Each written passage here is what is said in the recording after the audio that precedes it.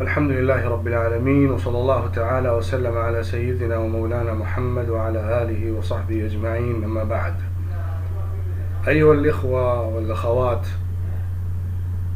أيها العرب والعجم، أيها العلماء، أيها الطلاب، أنا أقوم بين أيديكم اليوم لأتكلم عن الأوضاع الراهنة للعالم العربي والعالم الإسلامي وبلادنا الهند بإيجاز واختصار، خاصة في ضوء ما حدث قبل أيام معدودة من صفقة القرن التي هي وصمة عار على جبهة العالم الإسلامي بخاصة وعلى العالم الإنساني بعامة.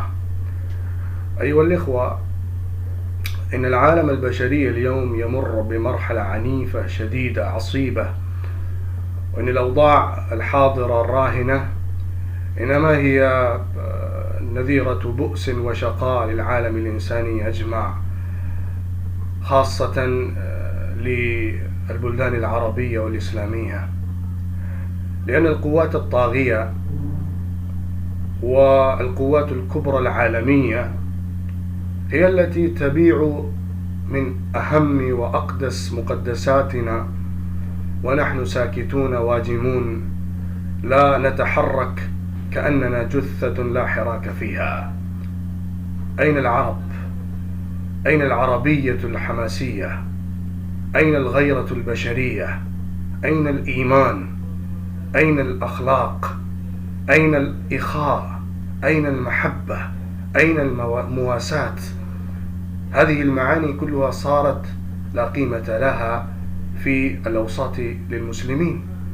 ماذا أصاب المسلمين وماذا أصابنا نحن نخاطبنا أنفسنا، ونخاطب العرب العرباء خاصة، ونخاطب من كان يقوم لأدنى شيء ويجلس، من كان يحرك العالم لقضية تافهة ولقضية بسيطة، الذي يعرف يضرب به المثل في الغيرة والحمية والأنفة والعزة والشجاعة والبسالة. أين هذه القوة؟ أين هذه المعنويات التي قد سجلنا تاريخنا بها؟ أين هذه القيم التي سطرت بها أسطر التاريخ العربي لزمن طويل؟ إن الأوضاع التي يمر بها العالم البشري من هذه الصفقات والبيوع الخبيثة الماكرة الدنية الشنيعة الرذيلة القبيحة التي يشارك فيها أعضاء الدول العربية بلا أدنى غيرة أو حمية وبلا أدنى إنسانية، كأن النفوس بيعت، وكأن الأخلاق ماتت، وكأن العقول اندمست، وكأن العقول انحرفت وتقلبت. الواجب علينا كأمة إسلامية، الواجب علينا كأمة تنتمي إلى سيدنا محمد صلى الله عليه وسلم، أمة التي تجمع كل الأنبياء عقيدة، الأمة التي تنتمي إلى سيدنا إبراهيم عليه الصلاة والسلام وأولاده وآله، منهم إسحاق ومنهم إسماعيل ومنهم يعقوب ومنهم يوسف ومنهم أنبياء بني إسرائيل كلهم. نحن أصحاب هذا الكتاب الذي أنزله الله سبحانه وتعالى على الأنبياء المختلفين، من أنبياء بني إسرائيل ومن أنبياء آل إبراهيم ومن أنبياء آل نوح عليه الصلاة والسلام وجميع الأنبياء والمرسلين. فأقدس مقدساتنا، أقدس معلم التوحيد، أشرف مكان بعد الحرمين الشريفين في البقعة الأرضية، يدنس، ينتهك حرمته، ويصاب بهذه المخاطر الشديدة وهذه المكائد الشيطانية الماكرة.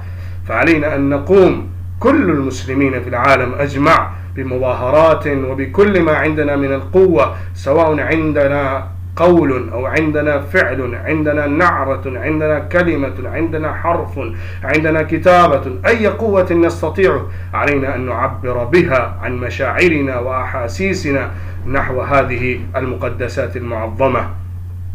فإذا أنت تستطيع أن تكتب سطرا واحدا بقلبك بل بحرقة قلبك، فالواجب عليك أن تقوم به. وإذا أنت تستطيع أن تكبر صوتك حتى يصل نعرتك إلى أذن العرب فأنت تستطيع، بل واجب عليك أن تفعل هذا.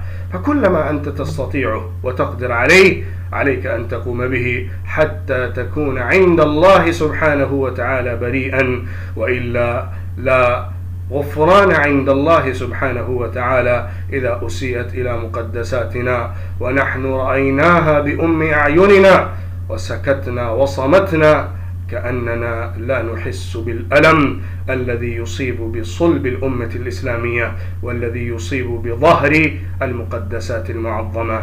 وفقني الله وإياكم للقيام بهذا الواجب ولكشف هذه الصفقة الخبيثة الماكرة التي هي صفقة قرن، وويل للعرب الذين شاركوا فيها كل القرن بل زيادة على ذلك كما شاء الله.